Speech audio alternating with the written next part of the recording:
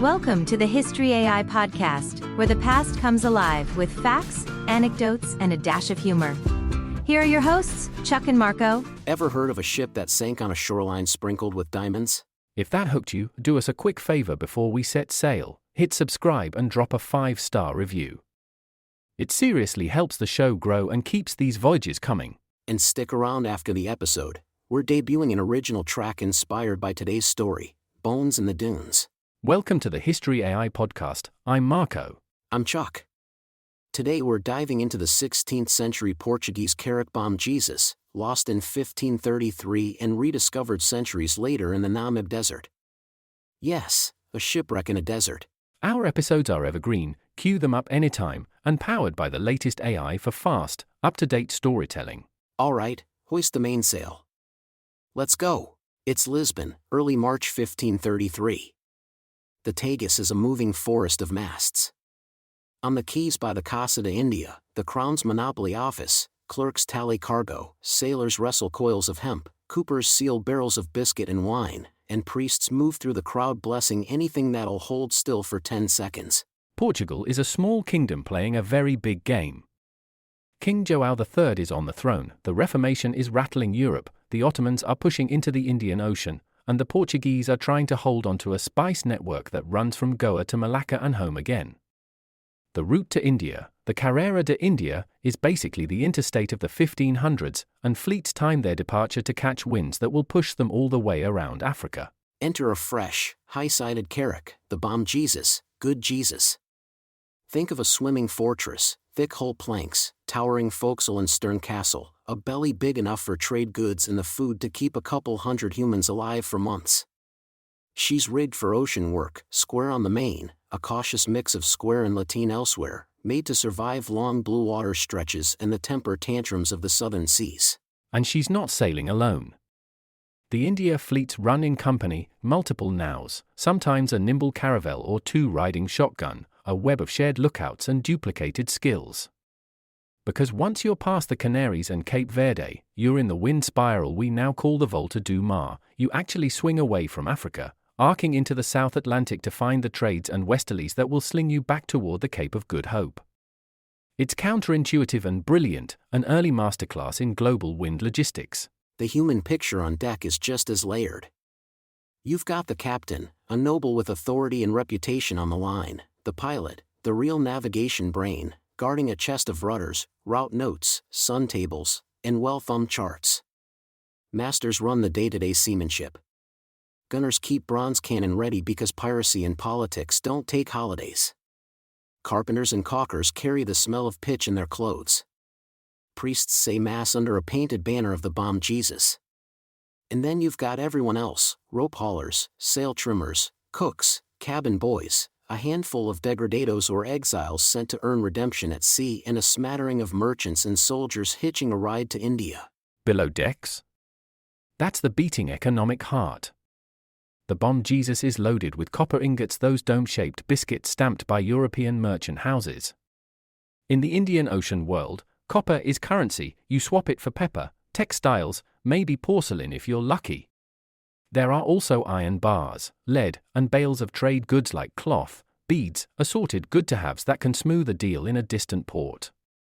Packed around all that are the necessities, mountains of hardtack, salted beef and pork, dried legumes, casks of wine and water, spare rope, spare sails, pitch, tar, oakum, anchors, and a small forest of replacement spars.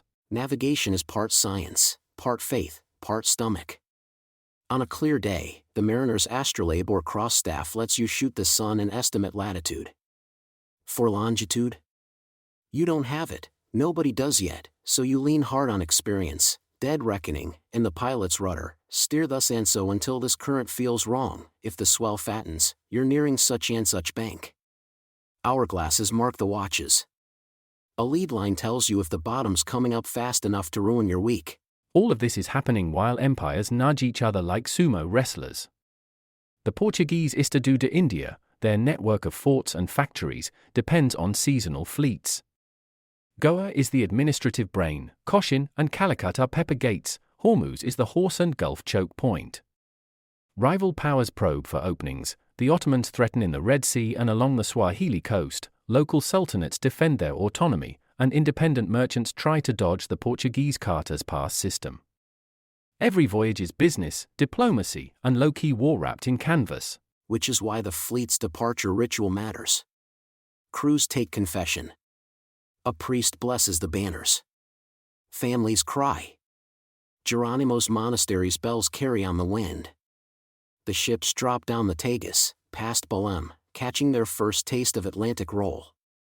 There's a moment, always a moment, when the river brown turns to ocean blue, and you feel the ship shrug like a draft horse freed to run. The plan on paper is tidy: ride the northeast trades to the tropics, cross the doldrums with patience and prayer, pick up the southeast trades, swing wide, and then let the westerlies shove you toward the Agulhas Current and the Cape. After that, if all goes well, you angle northeast across the Indian Ocean to make Goa before the monsoon flips. Swap copper for spice and textiles, patch the ship, turn her around, and bring the profit home. Reality is messier. Water goes brackish. Biscuit goes weevily. Men get scurvy long before anyone knows what scurvy is. Squalls tear canvas. A sudden Pampero-style blow in the South Atlantic can throw you miles off course. And as you approach the African bottom, the weather sharpens its teeth. There's a reason the Cape's first name was Cabo das Tormentas, the Cape of Storms. For the bomb Jesus, somewhere out there the tidy plan met the untidy ocean. Contemporary notes hint at heavy weather as the fleet pushed south. Picture black squall lines, seas like moving hills, masts groaning, scuppers vomiting green water. A compass card spins, the pilot's rudder lies there like a prayer book, and the captain makes the calls that decide whether he'll be remembered for profit, or for a place on a list of ships that never came home. Fast forward to April 2008.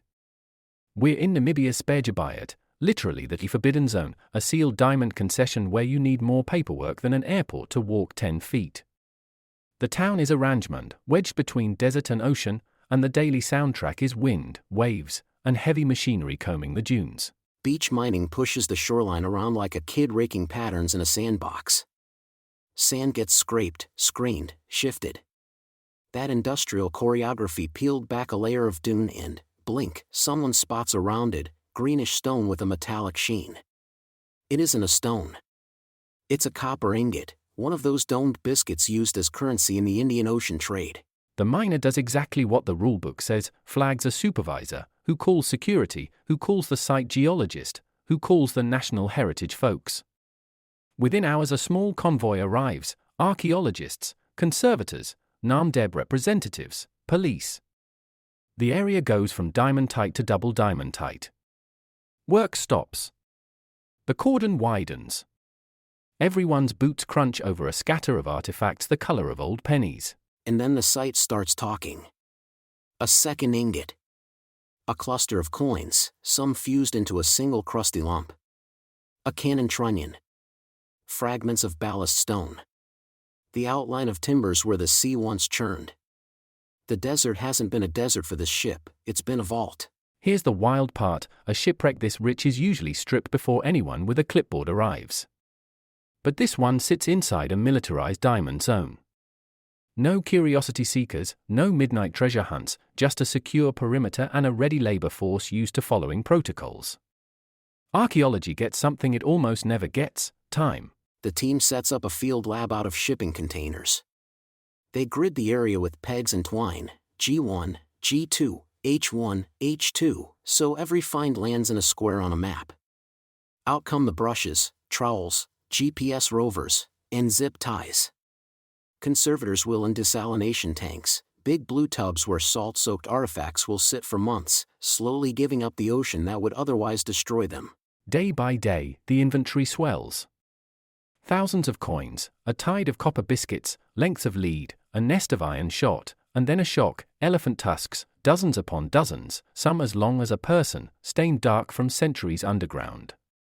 Ivory doesn't usually survive in surf zones, but here it's been pinned down by heavy metal cargo and sand, protected from waves and oxygen. It's like the ship planned its own conservation strategy. The ingots carry stamped hallmarks or merchant sigils from European banking houses.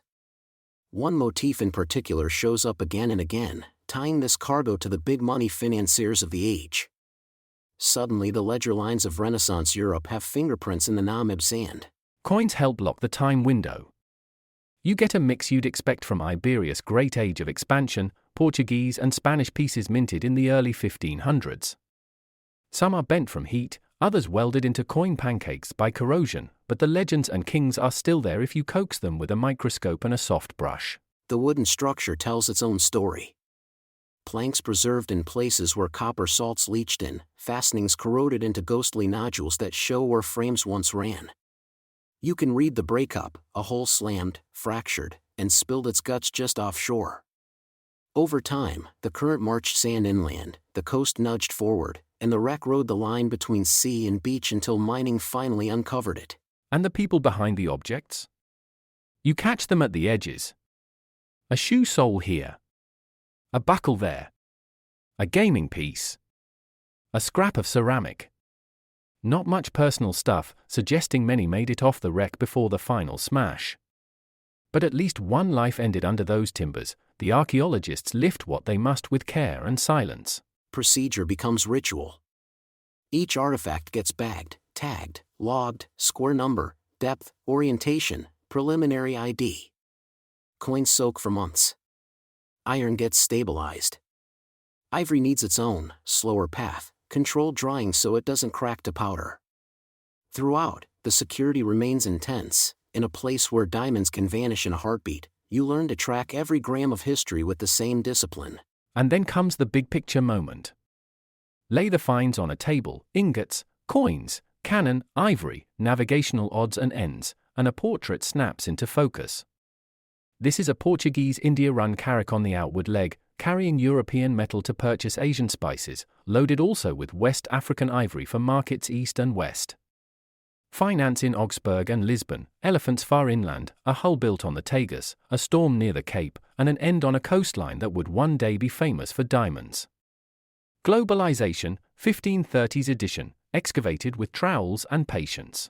The desert gave the bomb Jesus back piece by piece. Not a myth, not a pirate tale, an audited miracle in a place designed to keep secrets. And the more they lifted, the more it became clear, this wasn't just treasure. It was evidence of trade routes, money trails, ecosystems, and the human gamble of sailing to the very edge of the map. Now, let's focus more on the ivory. When the team realized those pale arcs in the sand were elephant tusks, everything changed. Not just treasure, data. More than 100 tusks lay stacked like cordwood where the hull tore open, many stained green where copper salts leached down. The heavy copper and lead above had pinned the ivory into the seabed and sand, starving it of oxygen. In the cold breath of the Benguela current, decay slowed to a crawl. The wreck had become its own museum case. Step 1 was conservation triage. Tusks were numbered, measured, photographed, and moved to controlled rooms. Salt pulls moisture like a magnet, so each tusk went through slow desalination and humidity control.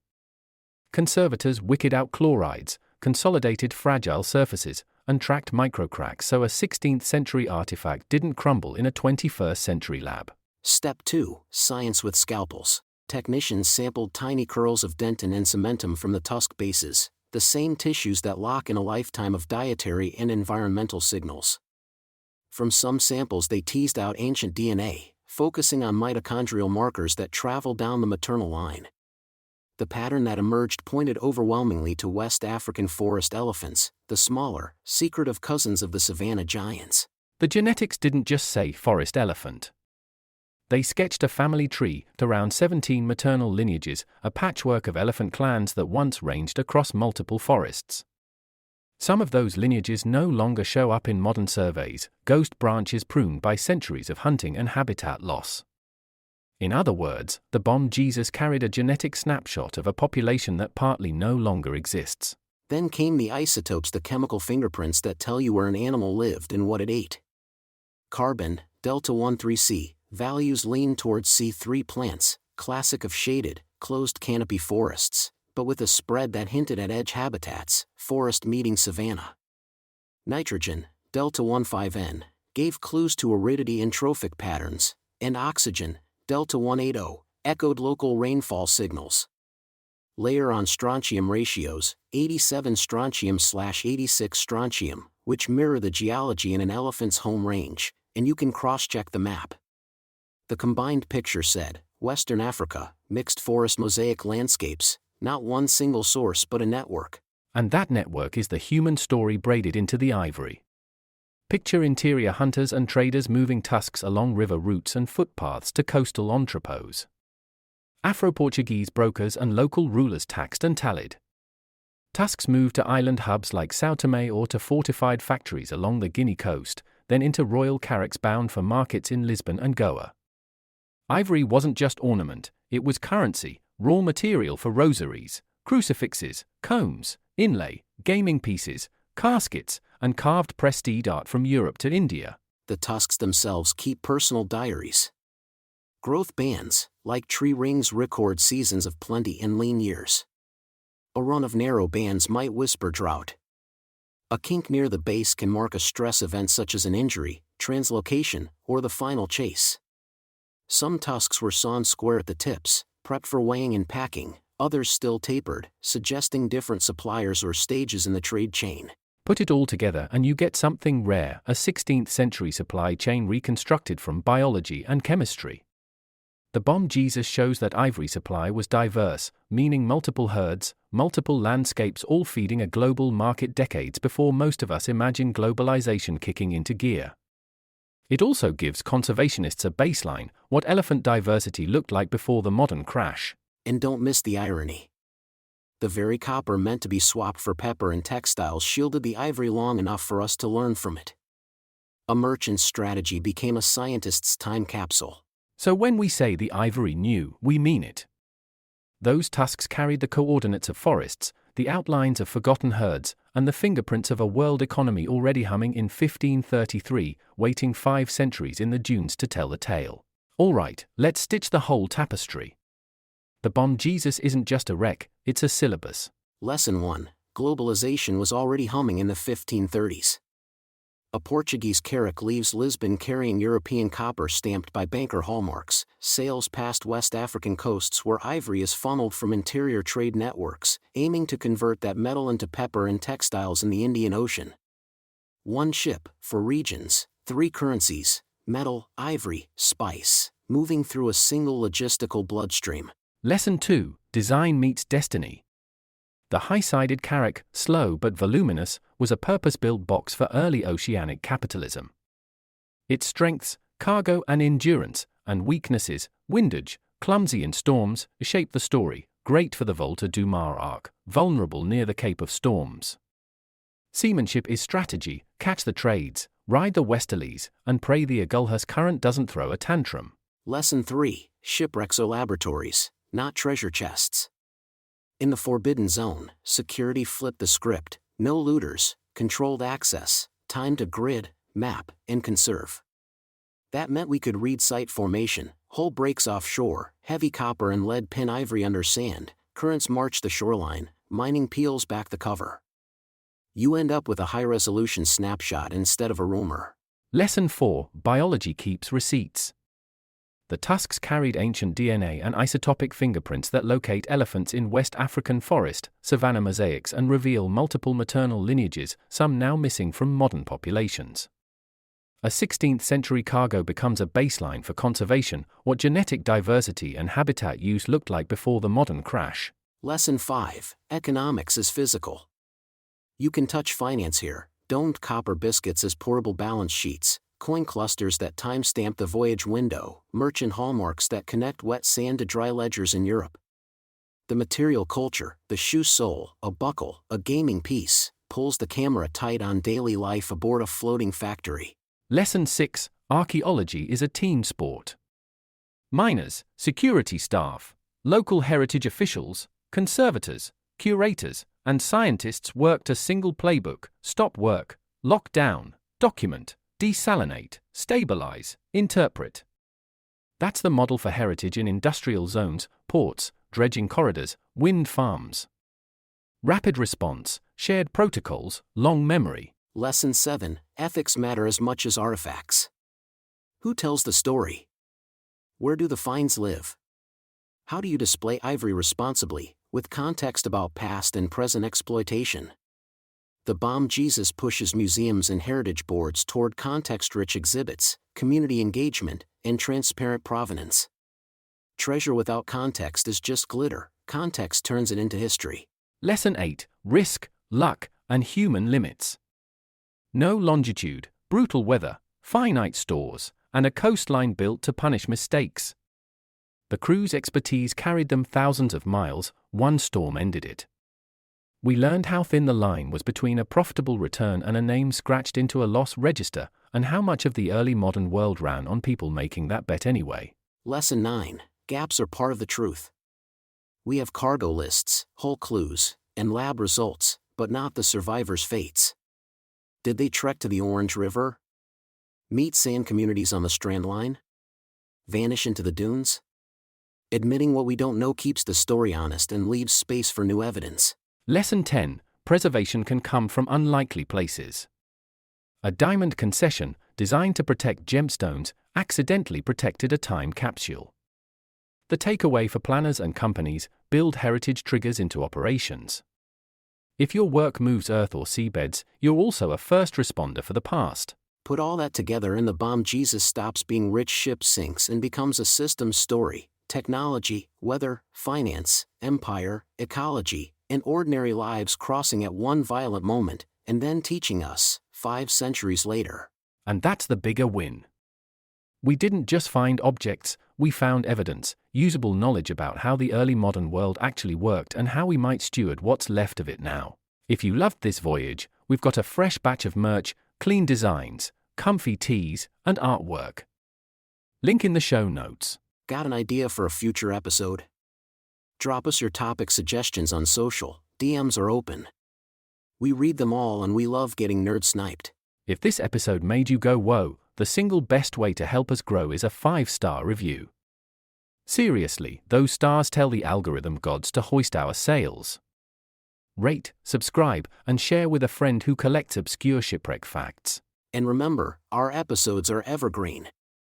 Queue them up on your next road trip or while you're elbow deep in a DIY project. They'll still be relevant when the paint dries. For the History AI podcast, I'm Marco. I'm Chuck.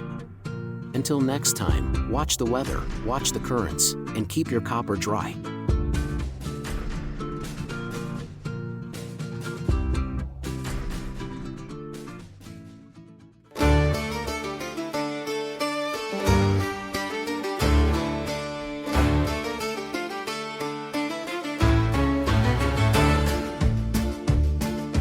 Bells on the Tagus were calling the tide. Carvo planks creaked like prayer.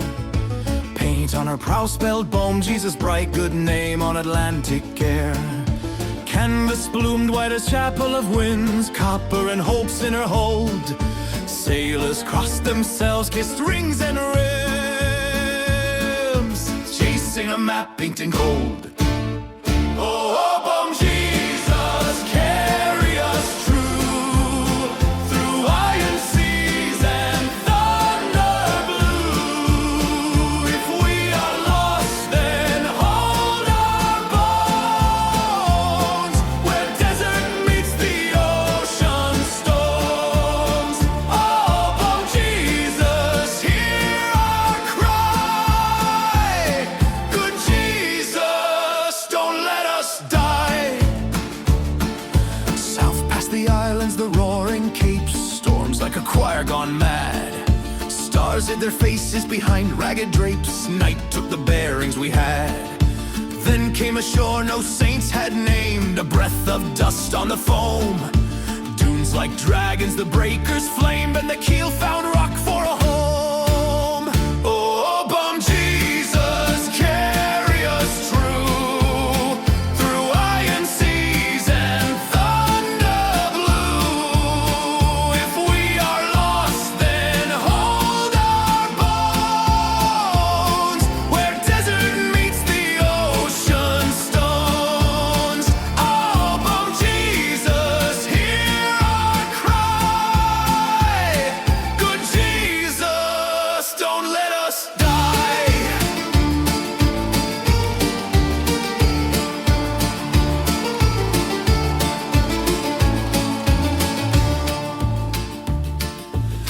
Ivory dreams and hammered coins, silence beneath the brine. Copper asleep where the cold sand joins a guarded glittering mine. No churchyard cross, no city bell, just gulls and a salted tune. A wooden prayer where the shipwreck fell, bones cradled by the dune. 400 winters wheel and fade, wind writes the same old lines. Men with lamps in the daylight shade find whispers under the pines. Good Jesus, guide us, the timbers groan from salt to dust to trust. A sailor's hymn in a copper tone, rising up through rust. Oh, oh, bone Jesus, carry us through iron seas and thunder blue. If we are found, then tell our names in sand and surf and sunlit flames. Oh, bone Jesus, still we ride on every wave by your side. Where desert drinks the ocean through, a ship keeps watch, the balm Jesus too.